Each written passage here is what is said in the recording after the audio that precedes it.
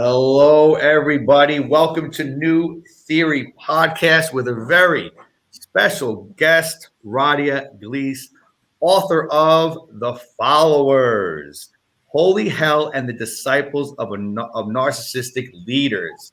Radhia, welcome to the show. Thanks for being here. Thank you. Nice to be here. We're gonna jump right into it. After 25 years of her adult life in a cult, okay, she made her life she was under the influence of a narcissistic sociopath.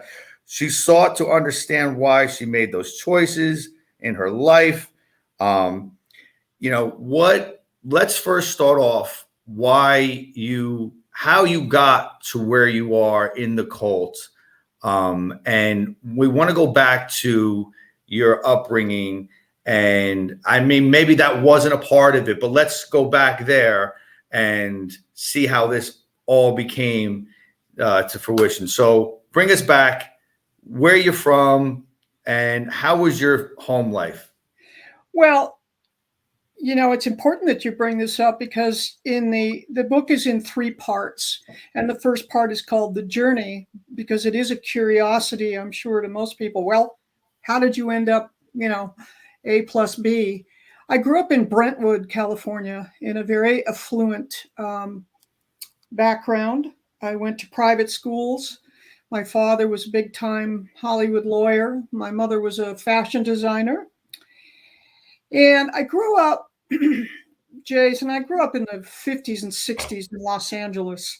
Right. Which lots of things were going on at that particular time. Okay. 50s, 60s. I was a baby in the 50s, but 60s and 70s in Los Angeles. So, that was really the start of a whole bunch of cultural changes in society in general. You had your civil rights and your gay rights and your women's rights and drugs, sex, and rock and roll, and all kinds of it. Yeah.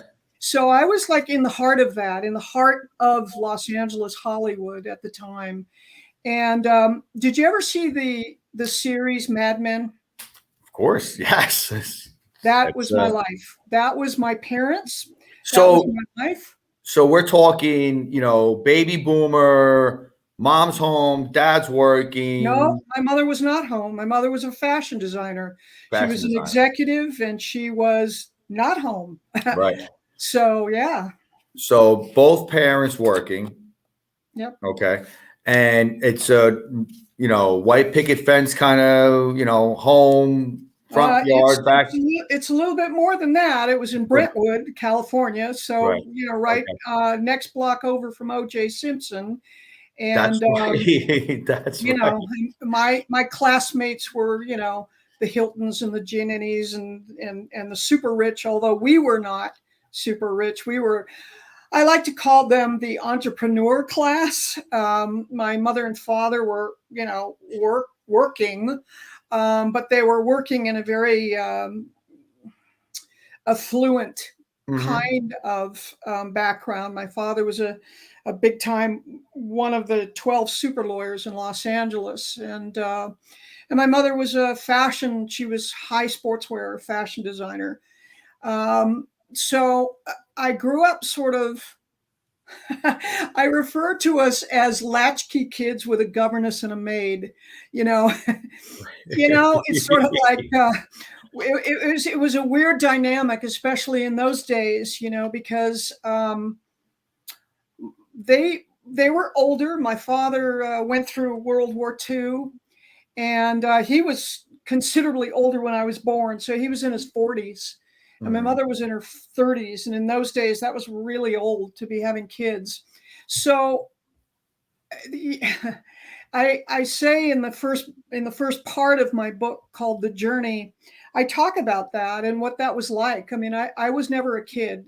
I was never a kid. And I would say, if my parents, if I ever question them on, like their parenting skills, right. They probably would have said, well, we had you. What more do you want? We know you're only 3, but you're on your own, So I just kind of went from the womb to the grown-ups, and in those days, very much like Mad Men, there was a lot of alcohol, lot of smoking, A lot of you know, socializing, parties lots, here, right? yeah. Yeah. Hmm. And so you never had that that relationship as a child with your parents. Yeah, it's It wasn't daddy's getting on the floor playing with blocks, or mommy's, you're playing, dress up or anything like that. no, it was psychologists refer to that as a secure attachment, which Mm, there wasn't any.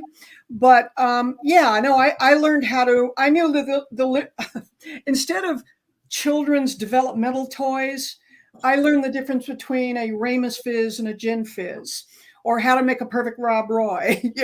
At like interesting. 3. Interesting. You Right. know, so I Right. was I was Yeah. never a kid. I was always an adult. So they bonded with you, but in a peculiar way. Like your parents. Right, right. My parents were like, as a lot of kids in those days, very much like Mad Men. Yeah. Very much. They were very consumed with their career and very consumed with their social life and all of that. So we were like the two kids in Mad Men. We were like furniture, you know. Yeah. Were they affectionate? Oh, my mother was. My Your mother mother was very, very affectionate. My father was abusive, a little, abuse, more psychological abusive, but verbal abusive. verbal abuse, a little bit of physical abuse. But yeah, I bring this up. You have to realize my father was born in 1909, so he went through World War One. He lost his father in the other pandemic, in the 1918 pandemic. His mother was sadistic. He grew up, then went through the Depression, then went through World War II. So that greatest generation was a little bit screwed up, honestly, emotionally and what have you. So he had some problems.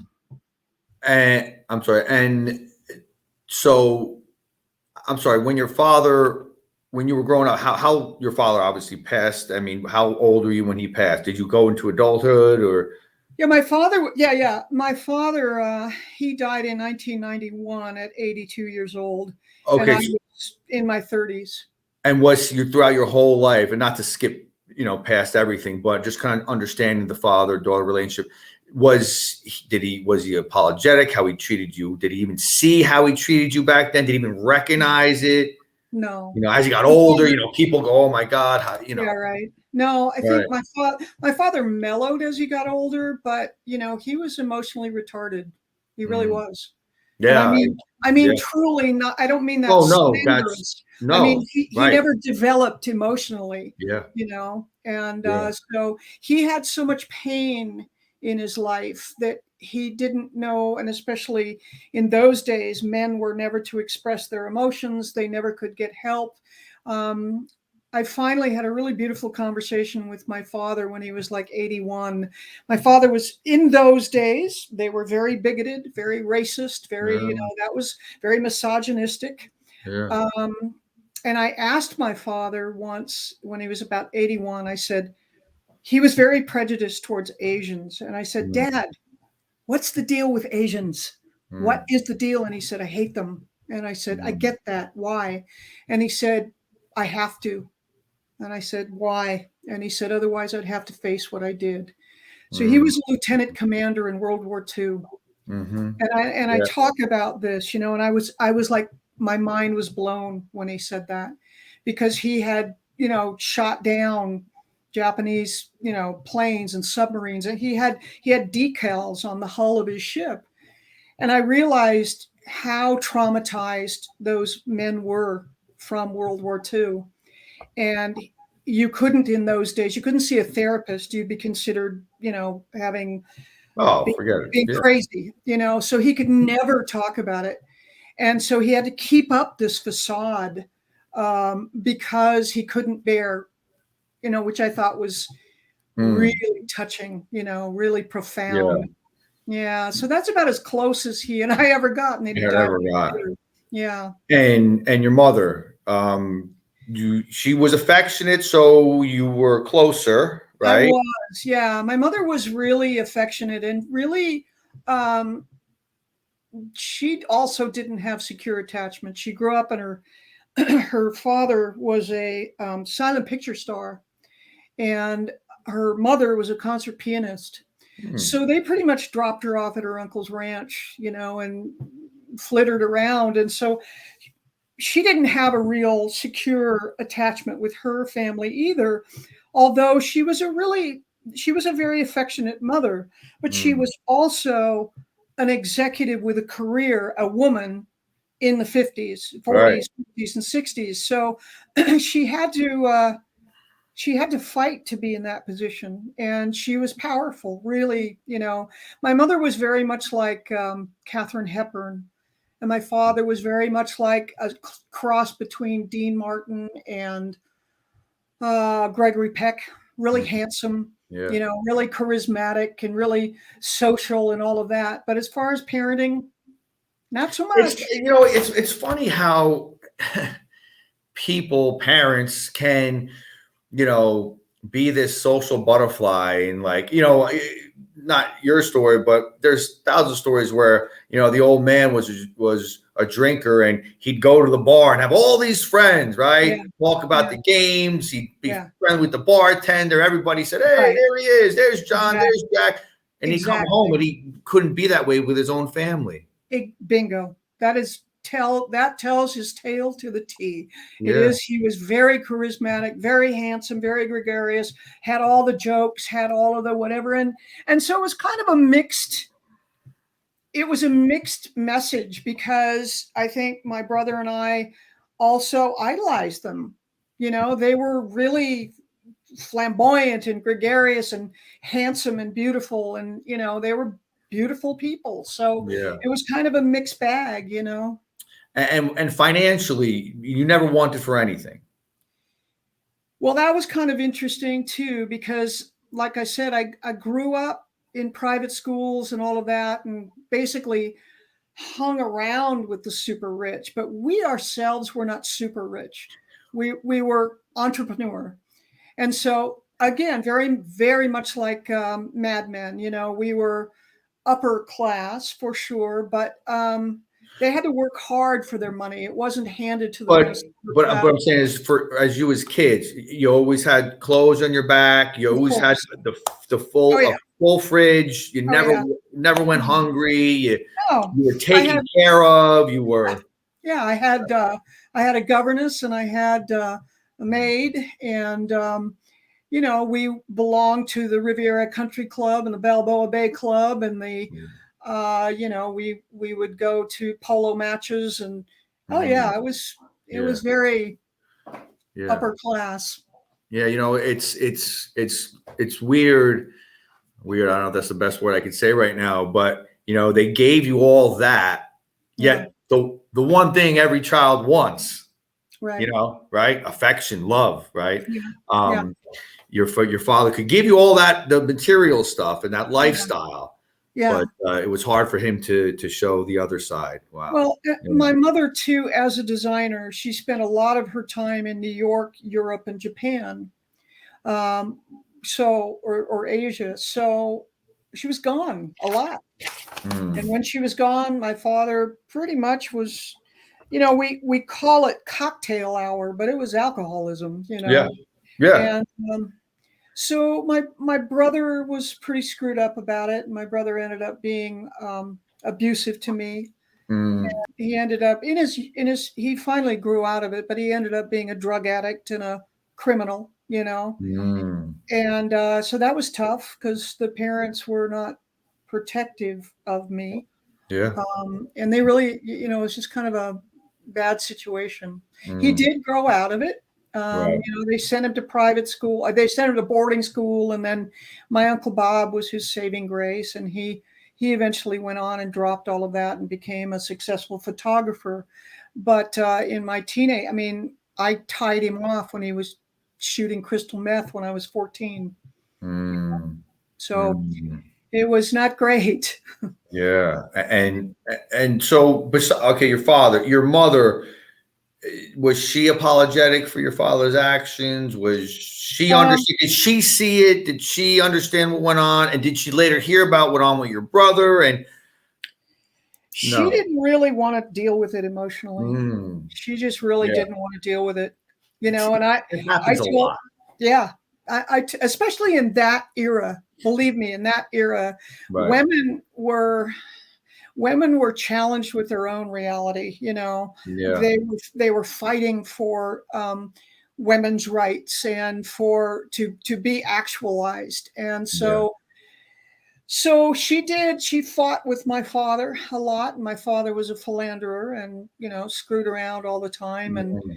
broke her heart a lot. And she buried herself in her, I think, her work. Mm. And, it's funny, when I was like 35, we were, and I loved my mother and she loved me. I knew that for sure. But she couldn't deal with it. So she didn't. It was sort of like, la, la, la, I don't want to hear about it. So that was kind of tough.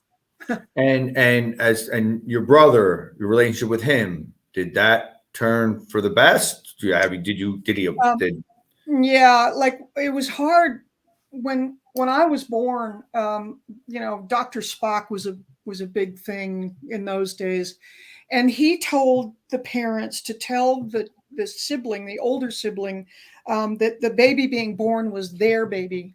So he took that literally. So he would like wake me up at 5 in the morning and put his jeans on me and feed me anything. Like, he was only 2.5, mm, mm, and he would feed me like, a spoonful of sugar and whatever. And mm. he would take me in the wagon of, around the neighborhood and show the neighbors his baby, so that, and my parents like didn't even know half the time that their Mm. 3-year-old is dragging their 6-month-old around the neighborhood, right? Yeah. And the neighbors would go, "Oh, your children are so cute." And my mother would be going, "How do you know my children?" "Oh, they come by all the time." Right. Right. So With hello. the other child. Yeah. Yeah. Yeah. So he kind of was my parent in the beginning. He was my first word. His name was Nick, and or his name is Nick, but I used to call him Icky, and that Icky. was my first word. And Yeah. so he was my parent. And then as he got older, he was troubled, and he got violent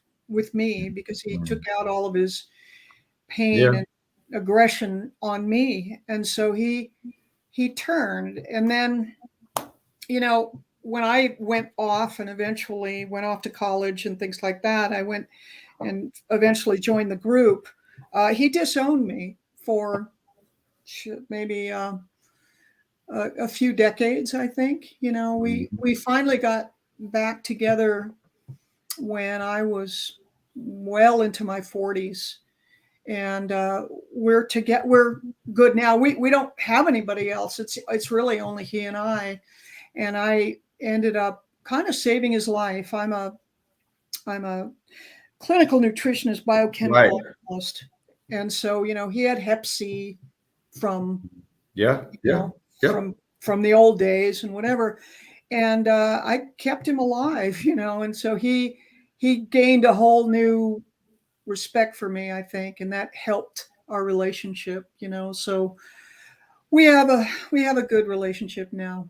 Good. Good. And your mother passed when? She passed before my father. She died in 1989, and he died in 91. And they were still together? Well, Jason, my mother was, my father was fooling around with a woman for 15 years. So Hmm. together is kind of a, she was tied to him socially. Yeah. Yeah. Yeah. She Right. was, women did that in those days, and, Right. they were Catholics. And so, divorce kind of was a real tough one. And she knew that and he being the big daddy of divorce in Los Angeles, she knew that if she divorced him, he would take her for everything. Think of everything. And it was basically her money in the beginning. So it was Was difficult. was Yeah. he? Do you think he was heartbroken when she passed? Did he show any? Oh yeah. That was the first time I ever saw my father cry. Mm, And he cried for 3 days nonstop. mm, There was just so much there, so much guilt, so much pain, so much whatever. She died suddenly, and mm. I talk about that in the book, because, and I'm not going to share that. I'm going to let readers read that. But Good. it was a beautiful beautiful moment that I had with her before she died. But yeah, it broke his heart. He died a year and a half later, but he was 10 years older than she. Wow. So we were surprised when she died. She died suddenly, you know. And sometimes parents who maybe are on their, last days or last years, they do one final thing to make amends with their children. When your father passed, your mother passed, did they make sure you and your brother were taken care of, in that, make sure that you guys are going to be okay, or that not was really. all? No, Not really. no. I mean, Yeah. yeah, my father, he really didn't want to leave anything behind. He wanted to spend it all before Really? he died. Mm, Yeah, so he did. He left us a little bit, but but not right. not much. Yeah, Yeah. I hear you.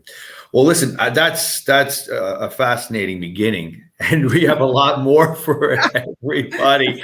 So now let's fast forward. So that's your upbringing. So now, high school, private school, you go to college. Bring us there. Now, bring us from college, then into the life of. Okay, so another challenge, which is kind of why my father was a little abusive, is I had dyslexia. And in those days, they didn't know what that was. So there was no such thing. So learning disabilities were just discipline problems and what have you. And he was very, very intelligent. Both my mother and father were. So was I, but I couldn't show it in school. So, I was a complete failure through most of my life till I got to college. And the first college I went to was Art Center College of Design in Los Angeles, because I was an artist and I didn't think I could be academic. So, there's that. That was a little traumatic. And then I basically, I was always looking. I grew up in my family as a Catholic, but I left Catholicism at the age of reason, which to the Catholics is 7. Even though I continued to go to Catholic school, I just didn't buy into it. So by the time I got into high school, I took a comparative religions class, and we were studying Buddhism and Hinduism and all the isms. And there was this word, nirvana. I asked the teacher what that meant, and he said, some yogis in India, through a certain meditation practice, experience God directly. Next question. And I'm like, wait, what? And so he said, I said, is that true? And he said, well, apparently. And I'm thinking, well, then what are you doing here, dude? So I spent from that time on, for the next 14 years, I was looking for those meditation practices to lead me to nirvana, right? And I say, in chapter 3, which is it's called From the Catholic Church to the Road to Nirvana. The first sentence in that is, usually when you're running towards something, you're usually running from something. So I was obviously running from pain and running from a lot of things, and I wanted that. I wanted that divine union. As a Catholic, you learn about the saints, and you learn about all of these individuals that have this sort of transcendental experience, and they could withstand pain and suffering and torture and martyrdom, and still had this like elated expression on their face. Right. I wanted that. That's what I was looking for. So I went through, in Los Angeles, rock and roll, drug, sex, and rock and roll, went through all of that, and lots of psychedelics, and a lot of, and that was the, in Los Angeles at the time, there was a cult on every block. You had your Moonies and your Scientologists and your Hare Krishnas, and you had everybody, Right. So there was big movements happening culturally, and I was. And you're what age are we talking here? I'm a teenager at this point in Los Angeles when I started exploring, Exploring, right, and started, like really searching, and then After a while, I knew I had to get serious and get a job after college. So I did. And the woman that I worked for, I was her art director, and she moved me to Florida. And I was 20, I think I was 26 by this time. And I was still searching, but a little forlorn that I had not found anybody who could actually say, yes, I experienced those techniques and I can show you how, until I met a woman in Florida who made that claim. So that started it. And I was with her for a few years, and I had to come back to Los Angeles, and she had a friend, and that was Jaime. That was the guru. And that was I met him in 1982. He eventually moved to Los Angeles and started up his thing in 1984, but he wasn't really taking on the role of guru at that time, not as much as it became. It was all about the meditation and the techniques, which were called the knowledge. It turns out, after I find out all about this guy, he was a total fraud from the beginning. He stole those techniques from Maharaji, and he conned his way into getting those techniques. And then, so one thing led to another. So, but let's go back. So you meet him in 1982 in LA, okay? Mm-hmm. And you start following him in No, not really. 84? Yeah, not really. I met him at a friend's house, and he was just a guy. I mean, he wasn't walking around going, I'm the great guru or anything. He was just a guy, and a really nice guy, and really funny. And, we got along really well. When he finally moved to Los Angeles in 84, he brought about, I think there was about 8 people that moved with him. And he started to play the role of teacher, but he really wasn't it was still all about the meditation. It was all about the techniques. And in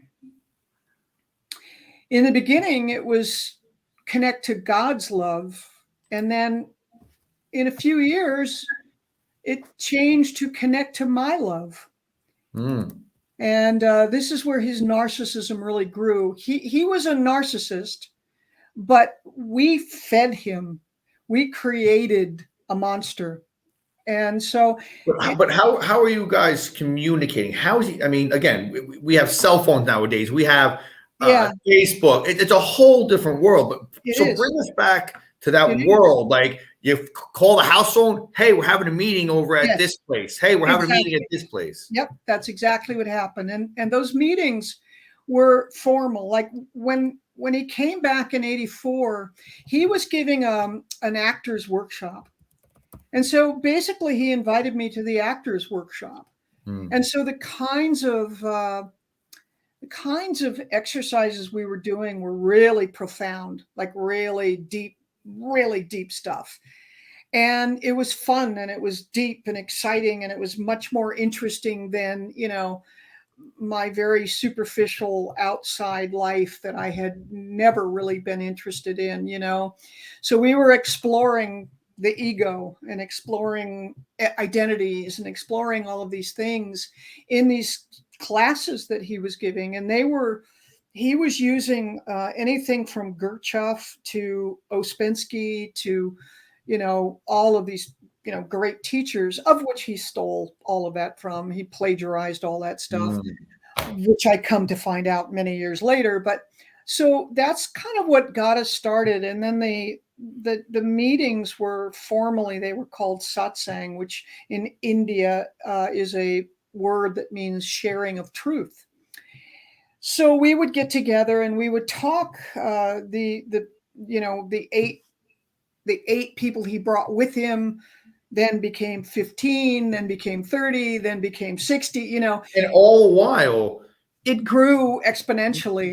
It's like you're getting a phone call. Where did you go? I lost you. Hang on. You still there? Hang on. There you go.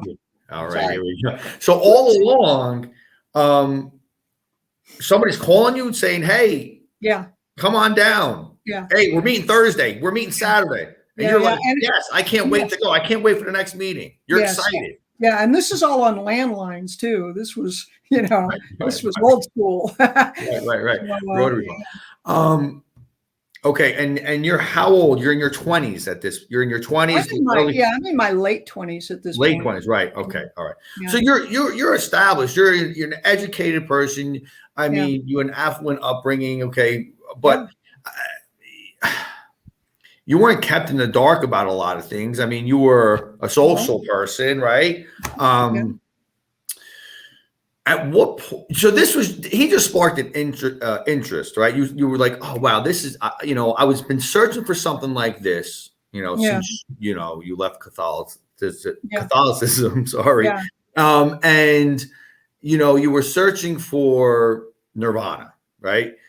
You find this guy, and he has some answers, and you're interested in hearing what he has to say.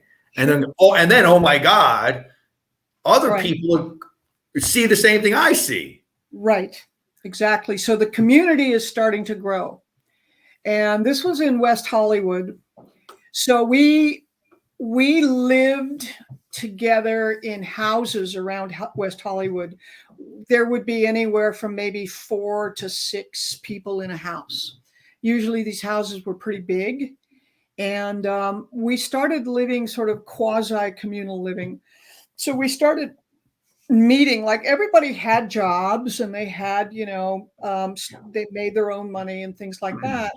But we would get together every night and do some sort of either class or dinner together or formal meditations. Or every Friday we would all go to the movies. Every Sunday we would go to the beach or we would go on an outing. Mostly men, mostly women, a mix of both. A mix of both, and a lot of gay men. And so the guru was gay, the teacher was gay. And so this was West Hollywood. So, there was a lot of gays. Right. We were mostly very young. A lot of people nicknamed us the cult of the beautiful people because we were, a lot of gay men are really gorgeous. And we were young. We were really into health, like really into health. Right. So we young, were attractive. Yeah. You all had your own money. You weren't living on the street. It was all had your own places. Yeah. Exactly. Right. And you always socializing, right? That's an attractive, place to be. Exactly. So there's this this is the family I never had, Jason. This was the dynamic. And you're getting that reassurance. You're getting that, I love you, I miss you. Oh, where are you? Let's hang out. Let's meet up. Okay, you're getting that. Right. And yes, very much so. And plus, with these meditation techniques and what have you, the people who received the techniques, that was a big project to receive those techniques. So, once you were initiated, that started the hierarchy. That started the special people, and then the next level people and whatever. So the society was starting to build, as most communities do. Did you feel safer as a woman that he was gay? Absolutely. Right. And because now that doesn't play into your mind, like, is this guy out to obviously what a lot of men do when they start cults is they start taking advantage of the women in the group. Right. Now, in his case, he took advantage of the men. Yes. Which is just as wrong, but we didn't know about it. Right. We didn't know because it was never a threat to us. And he, of course, he lied and bullshitted, and he basically always acted like this pious, pristine, celibate man, which was far from that. So let's graduate now when you're fully fledged in. Yeah. And we are what, 3 years into this, 4 years, 5 years, where and now what does that mean? What does that mean? You're into it. What does that mean for you? What's your lifestyle like? You're waking up, you're going to work, and then boom, you're right at the cult. Or now you're living with each other. Take us there. Right. Well, so understand, we're a lot of people that are grown up in the West. They don't really know much about Eastern religion. And we were very Eastern based. So we were studying more Hinduism, Buddhism, and these meditation techniques were by Maharaji. But we were early on, we were reading books, stories about, the autobiography of a yogi by Paramahansa Yogananda. And we were reading about Anandamaya Ma and Ramana Maharshi and all of these great Indian saints. And so it is not unusual to have a master-disciple relationship in that kind of culture. So we were trying to create that kind of culture in a Western environment. So he was cool. He wasn't the little old man with the gray beard and the dhoti, he was gay and flamboyant and whatever. Yeah. So it was a modern day West Hollywood master-disciple relationship. And so there are certain practices that you just would naturally do. We were reading these stories of master-disciple relationships. And so we wanted to emulate that in a way, And in Eastern religion, it's all about the ego and transcending the ego. So to have union with God, you can't have a me. There's only one. So you can't have a me and God. So the goal is to transcend the ego. Well, isn't that convenient for a narcissist, because with that, he could get out of every argument. Every time you question him, he would just say, oh, you're in your ego. That's just your ego talking. Yeah. And because I refer to us as the Navy SEALs of spirituality.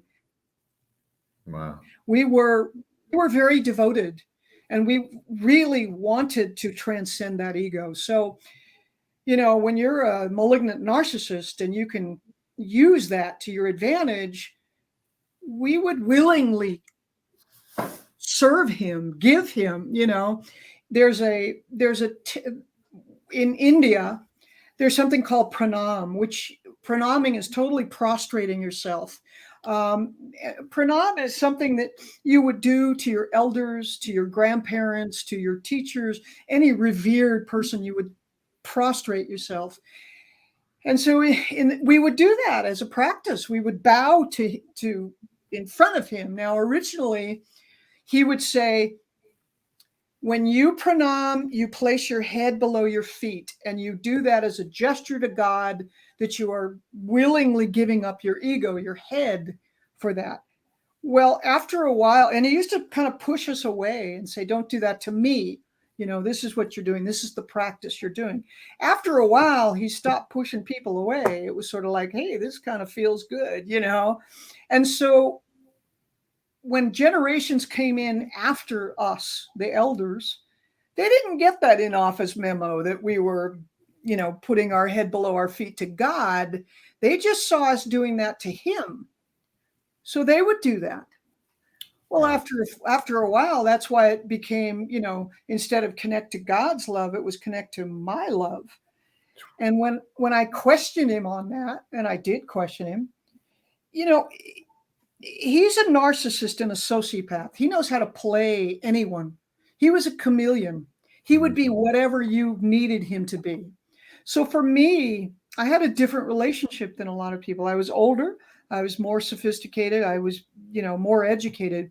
So he treated me like a friend, and he talked to me like a friend, and we were very candid with each other, and he would say, when I asked him, like, what's this, connect to my love? And he would say, well, Rhadia, he was from Venezuela. He had a really weird accent. Well, Rhadia, some people, not you, because he knew how to play me, but some people need a living master that they can touch and speak to and whatever. And at the time, it was logical. At the time, it was like, yeah, they Right. referred to Jesus as a master disciple. They referred to Buddha as a master disciple. They referred to all these saints that we were studying as master disciple. So at the time, it made sense. Who am I to question? They didn't look like they were getting hurt, Yeah. and so everybody seemed to want this. Yeah. So that's called cognitive dissonance, which I go into. But What that's was how, your living situation at that point? You're full fledged in it. yeah. At What's your that point, living situation? I lived in a big house on the corner of Fairfax and Sunset. And there, like I said, there were houses sort of dappled all around one of the main houses, which is where most of the meetings would happen. Or we would rent a hall if we had, other big things, or if we had like Monday night class, we would do it at a hall down the So it street. never was a compound No, that you never a got. compound. You lived in No. the same city, but now you had cells outside the city. Right. And they were not outside, they were right in the middle of Hollywood. I mean, I was literally on the corner of Sunset and Fairfax. So, but these were, I would say, several blocks away from each other in Los Angeles. Now Mm. that eventually changed when we moved to Austin, and he started to change, and I started to notice the change. And he was, I Everybody came to Austin. eventually, yes. Well, Now, okay, that was the yeah, plan. That yeah, I really cover this story a lot yeah. in the second section of my book. It's called The Buddha Field, which was a nickname that we gave ourselves. We didn't have a formal name, and no one knew him. He had many names because his paranoia, as a sociopath and as a narcissist, his paranoia grew. Now, understand, he knew what he was doing behind closed doors, and he knew that he was hiding money and not paying the IRS and doing all kinds of So now, stuff. the guy's already on this sexual prowl with the He'd been men on it for a the while, whole apparently. time, The whole and time. now he knows that he can financially. So are there dues, or people just give because they think they should, or Both. people they Both. owe every month or every week? If you don't give 200, you're a bad. No, it wasn't bad. I mean, he made his, well, which is even worse, he made his living as a hypnotherapist, for God's sakes. So right. he had our psyche in his hands every week. He knew what our fears were and what our, so he would use that. But yeah, and so you felt guilty if you didn't give. No, we paid him for those sessions. Oh. Yeah. There's another religion out there that you pay for sessions, Yeah, so we paid for sessions, and we paid for Monday night class, which was supposed to be the rent, but there was, like 100 of us. So he was skimming off that top pretty well. And this was all cash. So he was hiding the cash, and, it just. Right. Yeah. So. And we fed him, and we, paid for pretty much everything he needed. And it gets complex because. Did the cult, did men of the cult, because men can be aggressive in this nature, we all know that. Did the men of the cult start to prey on the women? No, it didn't happen. No. It wasn't, they didn't turn it into that. Okay. No. Everybody had their separate love life, or, I mean, I'm sure people got together. I mean, that's natural. Right. So there was a movie, a documentary that was released in 2016 called Holy Hell. That's why the followers, Holy Hell, and the disciple of narcissistic leaders. Mm-hmm. So one of his victims was the filmmaker who did this, and he had 30 years of archival footage. So he has footage of me when I'm like 29, or whatever, when we're all young and beautiful and whatever. And so he, it's a great film. It's on Amazon now.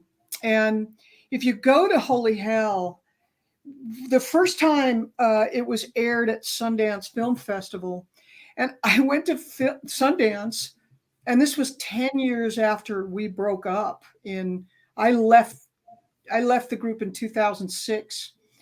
When Holy Hell came out in 2016, I'm sitting here with my friends, and it was the first time I had seen the details of the abuse that I didn't know about for all those years. For 20, at that point, that was 30 years. And I was sitting there in an audience of strangers, all getting to see my life splayed out on the big screen.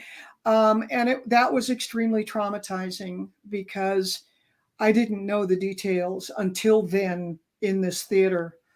And so after that, I did a deep dive into what really happened. And I knew one of the reasons why I left was,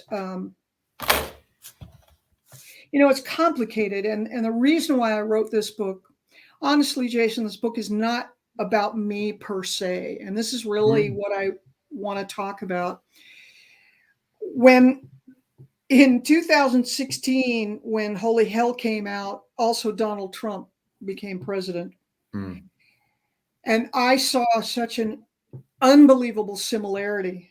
I'm like, whoa, my country is going down the same road. Right. And they don't even know it, as I didn't know it. And so I wanted to really study. I'm a researcher. And I really wanted to study, how does this happen? I am neither stupid nor uneducated. And the book talks about That's what it's all about. Authoritarian leaders. It's about whether they're religious leaders, like how far do you go? Jim Jones, Manson, to political leaders, anywhere from Trump to, Mussolini to Hitler, to all of these characters are narcissists. They're malignant narcissists. So not all leaders are. No, all of the ones that I'm talking about. Right. I'm only studying what is a malignant narcissist and how do they become leaders and how do they manipulate a population. Yeah. So I did a real deep dive, and I've got probably 284 citations. I spent 2.5 years doing the research on this to understand what the characteristics of a narcissist are, and a malignant narcissist, and a narcissistic sociopath, and how can that build, and how can they become truly dangerous. Yeah. It's not about, and I say this in the beginning, this isn't about politics. It's not about ideology or political one side or the other. This is about the manipulation of a malignant narcissist and how dangerous they are. And the reason why I call the book The Followers, when I was writing the book, originally the working title was Duped. And then I had decided, you know what? This isn't about the leader. This is about the followers. Right. This is about us building that narcissist. Because, like you say, it's not the one man. No. Who establishes. No. A malignant narcissist will look for their group, figure out what they want, and give it to them. And then you get this feedback loop. As long as he gives you what you think you want, and most of it is deceptive, most of them are pathological liars. I found out, that the parlor tricks that he did were like, oh my God, we were totally duped. And you also touch on how intelligent, well-educated people can also fall into this. It has nothing to do with intelligence. It has to do with what you want. And with a narcissist, they're very, very skilled at figuring that out. And like I said, he was a chameleon. He'd be whatever you needed him to be. It's interesting, that we're talking about this, with what's going on with, the divide in our country now. Yes. it's the followers. You know, It is the followers. It's the Democratic, and then if I'm a Democratic, I get your ear, and I'm telling you about this, and kind of to persuade you. Or if I'm a Republican, I'm persuading you into my side. And just in our everyday life, we're seeing this. And that's kind of tricky too. And we have to be very, very careful, because we have not ever seen this to this degree in our country ever. Again, it has nothing to do with politics. It has to do with a perfect storm of conditions. And that perfect storm, when the narcissist enters into the picture, they take all of the tools of that storm and use it for their own gain. And go ahead. Somebody said to me on an interview I had, they said, well, what about the cult of Obama? There was no cult of Obama, as much as there was no cult of Bush, and there was no cult of Reagan. Okay. This is a unique phenomenon, where politicians, we all know politicians they're going to sell you on whatever their platform is. And we know this. We know how the game is played. Most people do. This is a different scenario, because I think, George Bush or Ronald Reagan or Obama or whomever, they really in their own ideology, they believed in what they stood for. They really did. Now we can, talk about, they were manipulated by money and power and all of that, but they really had whatever their principle was. He does not.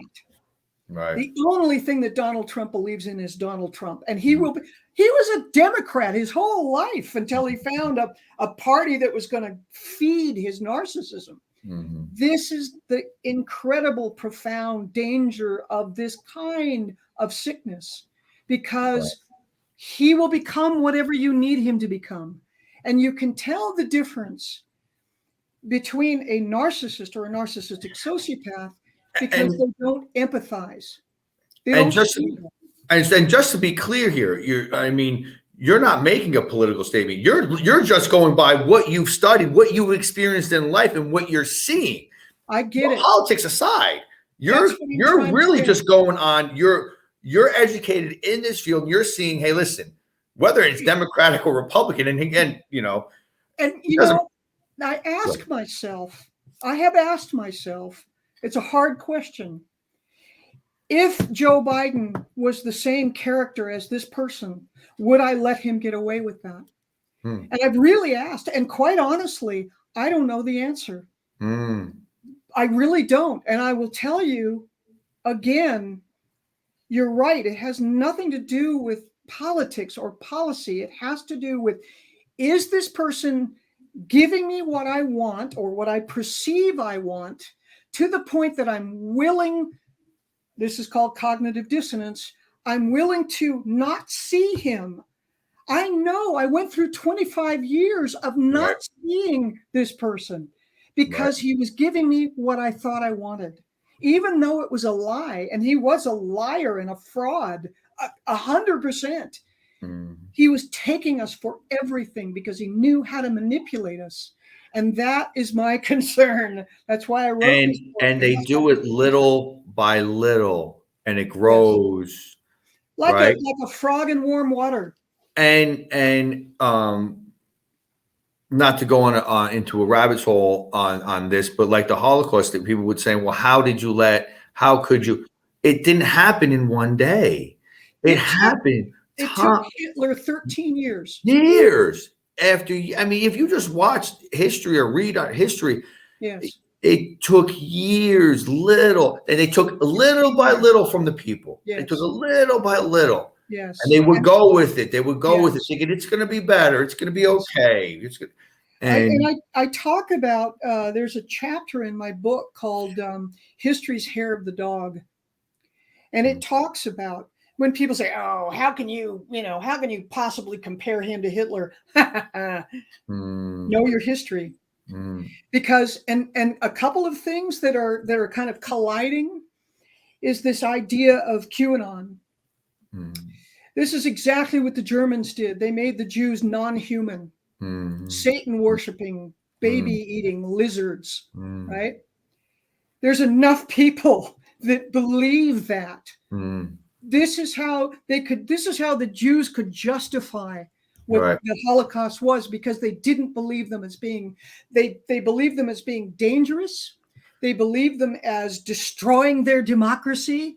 They called them, they actually, in Germany, actually called them socialists and the radical left. Sound familiar? Sounds very familiar. Read your history. Yeah. So, so this is not, again, it's not about politics. It's about the narrative. It's about manipulating the narrative, propaganda. Well, and again, that's a topic that you discuss in the book, The Power of Words, Influence of the Media. Yes. Yeah. The media is, and right now, and both sides. Again, this is totally, we're not right. Totally. We're talking about both sides here. Yeah. We're not one or the other. And you said earlier, the media that we have today, in comparison to when I was, going through and growing up on how did you do this on a phone? Did you just call each other up? We can manipulate the narrative in a matter of seconds. Yeah. And it can hit hundreds of thousands of people in a matter of seconds. And so what do you do with that when you can move that narrative so rapidly?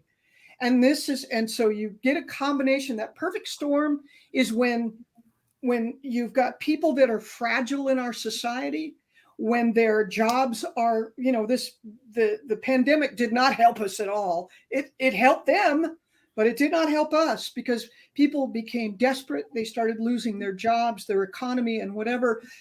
That is a perfect storm of vulnerability, where now you need to look for a savior. And many people have referred to Donald Trump as sent here by God. Good Lord. I mean, this is like a very slippery slope. And this is, again, it has nothing to do with politics. It has to do with understanding what a narcissistic sociopath is, right? And then the hierarchy. Remember, I mentioned that the initiates, like myself, and the hierarchy. There was Jaime, and then his immediate entourage, then the initiates, then the aspirants, then the newbies.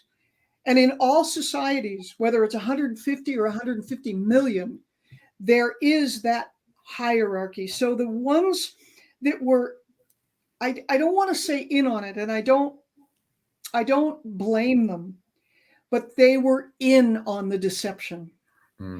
His upper echelon that knew what was going on behind closed doors, knew about the parlor tricks. When I say parlor tricks, you remember in the old days, in the turn of last century, the seances, where you'd have these people that would come in and they'd make the table rise and they'd make lights go on and off. That kind of parlor tricks he did to us.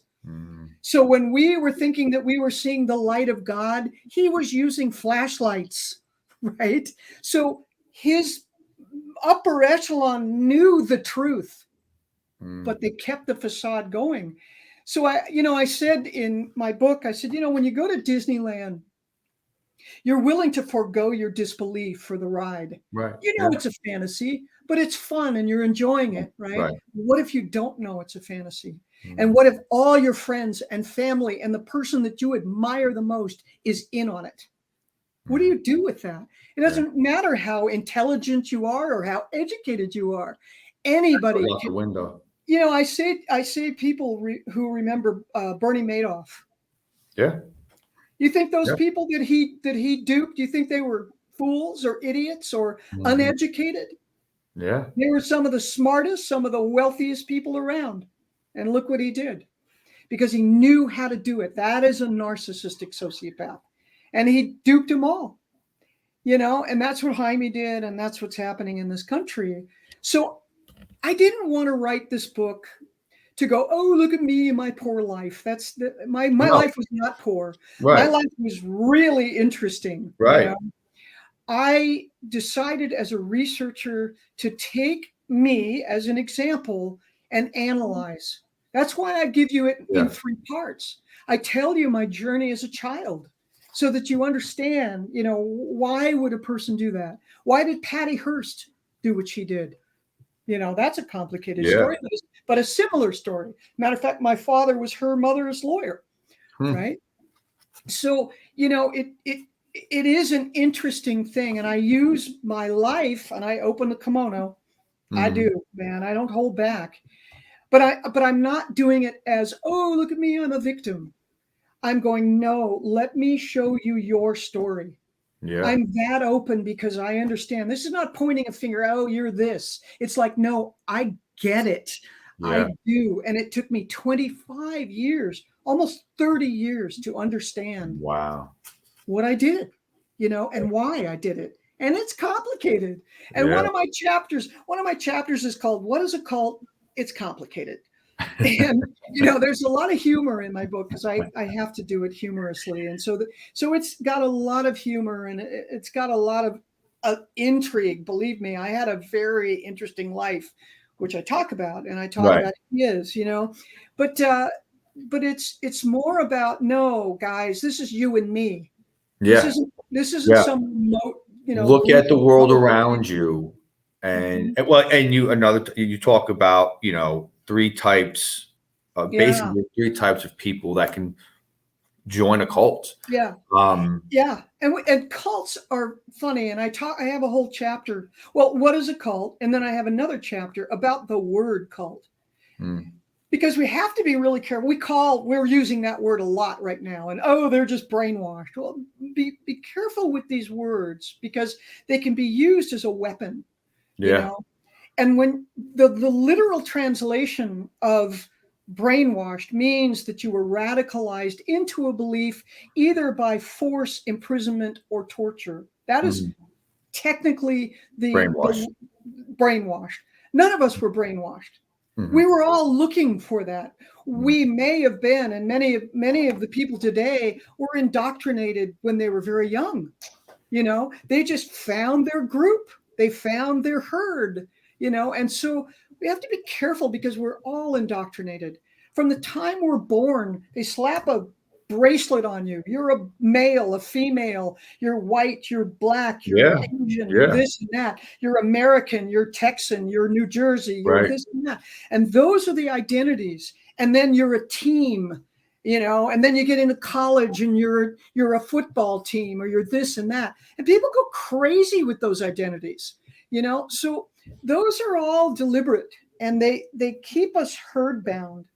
And I always say, as long as we have identities, there will never be peace on earth because there will be a us and a them. And that is the great schism of today.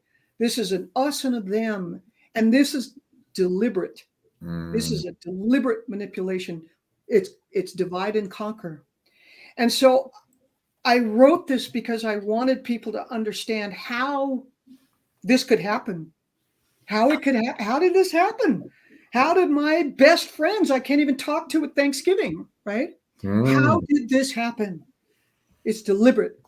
And we have been manipulated, from the get-go. But we join our herd, and then our herd becomes huge identities, overblown identities. It's no longer a little flag. It's a flag the size of a mid-sized car, right? This is who I am. I am a patriot. I am this. Really? Come on. Methinks thou doth protest too much. What are you trying to prove? Exactly. And why is it you that is that? And we are not. Look at Germany. We are the enemies. Right. So this kind of manipulation is deliberate. It's deliberate. And it has, when the hierarchy plays the role, and they know what they're doing. They'll jump on. You think they want to kiss the ring down in Mar-a-Lago? No, they hate him. But they will do it if it benefits them. And so they know that it benefits them. So they'll go along with it. Well, guess what, Jason? So did we. So did I. So did I unwittingly. I'm a good person. I'm not a bad person or a malicious person. How did I compromise myself? And that's the story that I write. And I talk about the things that I did in retrospect that I say to all of my brothers and sisters in the Buddha field, I don't blame any of them. I don't, because I get it, But this book can also help people in their personal life as a woman falling for a guy, right? Absolutely. And Absolutely. there are people out there, men, that will say things, do things, portray themselves as if, right? Yeah. And, bring So people yes, into their exactly. circle. And This is for, this could be your spouse. yeah, It could be your yeah. teacher. It could be your priest. It could Mhm. be your anything, your politically, it goes all the way up Yeah, and all the way yeah, down. yeah. And so I do try and, I wrote an article. I was asked by Global Woman magazine to write an article on how to recognize a narcissist, Hmm. which the whole second half of my book called The Buddha Field is I literally take out of um, the diagnostic manual of mental disorders, and I go line by line, and I Mm. go, here's where it happened in my group, and here's where it's happening in the world, and here's where it's happened in history. And so I take each one of those and give examples of this is what's happening, folks. And so Mhm. I use people like, I've got several books, narcissism. This is a really good book. This is called The Sociopath Next Door. This is by Dr. Martha Stout. And she basically says 1 out of 25 Americans are sociopaths, Mm. right? So it may be your boss, it may be the CEO of your company, it may be a celebrity, it may be, a politician, it may be your spouse, it may be your mother or father. So there are degrees of narcissism. We all have a little narcissism in us, if we're going to be out in the limelight or whatever. Can we say there's a chemical difference? Yes. There's something there that makes that person that Yes. way in Yes. their brain. Yes. There's something there Yeah. that's different than, the 1 out of 25. That one, there's That's something going on that's different. There is. That's what I'm trying to say. This No, but is, I'm saying, yeah. I mean, physically, chemically. No, I Yeah, right. Okay, I right. say that. So Yeah. I take you down, I try and I'm an educator. I have a master's degree in education. And the one thing that I learned in teaching adults is you have to have a what's in it for me. You have to satisfy that what's in it for me. Otherwise, they won't learn. So I did all the academics. I read all of the scholastic books on all of these things. Dry, boring. You would Right. you would not want to come home after a hard day's work and put the kids to bed and sit down and read a textbook on these pathologies. So I did all of that. Yeah. And then I put it in an entertaining way and in a life journey, explaining and telling you my life journey. There's a lot of humor in it. There's a lot of, comparative. So I can tell you in one chapter, which took me an entire book to read, so it's the Reader's Digest version of all of the academics that I absorbed in 2.5 years. Yeah. So that I could put the average person who just doesn't have time. They don't have time to learn the madness of what's going on in this country. So I basically do that in a really, hopefully I've gotten a lot of feedback, and it's been a very entertaining people. It's a page turner, Yeah. and I have a lot of sarcasm, because one thing my father he was a comedian, and all of the Gleises, they just had to have a sense of humor to survive. So there's a lot of sarcasm, and there's a lot of humor, and a lot of tongue in cheek, and what have you. And there's a lot, even my engineer, when I did an audible, and my engineer, he had to go through the book line by line with me, right? And he told me at the end, he goes, I got to tell you, Rhadia, he said, I cried And I laughed all through the book. And I said, I could not ask for a better compliment. You know, if I got my engineer in tears or laughing, you know, then my work is done, you know. But I do sew it up at the end. You know, I don't leave you hanging with this, you know, I lead you down this journey and then I'm just like, oh, well, sucks to be you. You know, I'm glad I figured it out. I like those. Yeah, you know, I really want people to go down my journey in the comfort of their own home without having to do what I did. Yeah. You know, and that's why I'm really personal in the book. You know, I don't really care. I'm 60. I'm going to be 68 next week. Right. I'm an old dog. I've lived a really interesting life, you know, and I don't care what people think. You know, it's complicated, my life. And so's yours. And so's everybody's. Right. And so that's what it's about. It's kind of like, how did we all get here? Well, let's look at it, you know. So I like that. Yeah. So listen, this was a great interview. I am so happy we met. Hold your book up for my subscribers, please. Yes. And as you hold it up, okay, let's kind of center it. There we go. The Followers, Holy Hell, and the Disciples of Narcissistic Leaders. Yeah. You got Radhia Gleis. Yeah, you see how I spell my name? Radhia. People want to throw that H wherever. Radhia. I talk about how I got that name in the book. And if you want, you can go to RadhiaGleis.com. And there's a bunch of articles and whatever, interviews and stuff like that. But you can also order the book on Amazon, Barnes and Noble, and Audibles.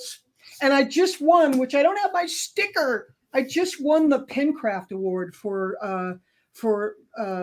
nonfiction. And I saw that on the site. Yeah, I know. I was like, congratulations, that was awesome. Thank you. I didn't expect. It was somebody who reviewed my book, who she sent me my review, and she said, by the way, you know, you're on the homepage of Pencraft. I said, no. She said, yeah, you won best nonfiction for the year. I'm like, damn, I didn't know that. That's awesome. So anyway, that's on there. But and let's give your first book as well, because that's the beginning, right? No, the book is in 3 parts. The book's in 3 parts. Yes, 3 sections. So it's the journey. Yeah, the journey. Gotcha. So it's all in one book, right? But the first section is called The Journey, second is called The Buddha Field, and the third is called Reflections. And Reflections is where I go into the 3 types of people that may join a group. I was just asked to write an article, which hopefully will be published soon. I just finished it the other day, and it's called The Dangers of Groupthink. And I did a lot of sort of deep dive, did some extractions out of my book on the dangers of groupthink. And I tried to be very balanced, you know, right and left. That's good. You got to, right? I think that's so important. So I told my editor, I said, you know, this is really tough to write this article, because if you are in this camp and I say something that you don't like, you're going to stop reading it. Right. If you're in that groupthink, then you won't like it. So I invite the reader, bear with me. Just go down this with me, you know, and in that article, just go down this and don't be offended, because we're conditioned. We use words, you know, libtard and Trumpster and, you know, all these bad, you know, terrible epithets that we have been brainwashed to say, you know, and that puts up the hand and stops the conversation. It does. It just, you know, and it's bad. So I talk about that, and I'm pretty, you know, because my father was pretty whatever. I'm definitely, I swear a lot in it. I warn you, you know, I don't hold back. All right.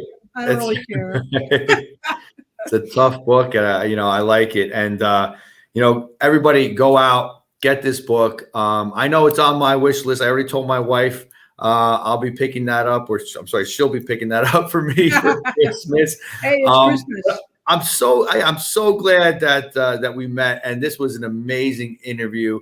So are you. You were great. Thank you. Thank you. I appreciate it. And when we post this up for our subscribers, we will put a link so they can follow you on your website. Of course, get that book as well. So listen, Radhia Gleis, thank you so much. Happy holidays. Thank you. You too. All right. Enjoy. And enjoy. All Same right. to you. Take care. Bye-bye. Bye-bye.